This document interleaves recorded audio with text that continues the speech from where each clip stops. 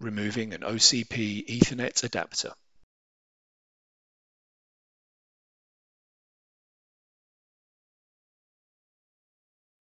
Remove the following components in the order they are listed below. If applicable, the security bezel, the top covers,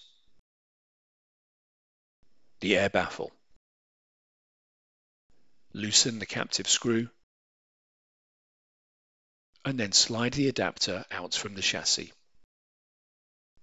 Loosen the two captive screws that secure the cover to the adapter and then remove the cover.